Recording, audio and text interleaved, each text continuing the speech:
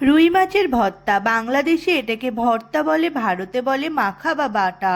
Process একই। আগেকার দিনে যেমন শিলনোড়া ইউজ করা হতো আর এখন ইউজ করা হয় মিক্সচার মেশিন।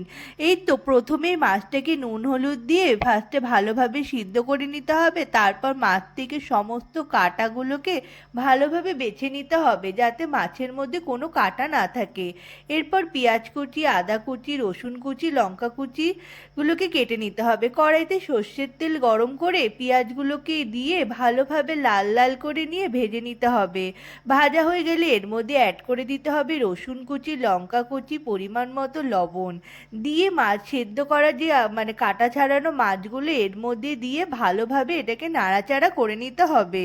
তারপর এর মধ্যে দিয়ে দিতে হবে পরিমাণ মতো কাশ্মীরি লঙ্কার গুঁড়ো, জিরার গুঁড়ো দিয়ে আরেকটু ভালোভাবে নাড়াচাড়া করে নামানোর আগে ধনেপাতা কুচি ছড়িয়ে দিলেই রেডি।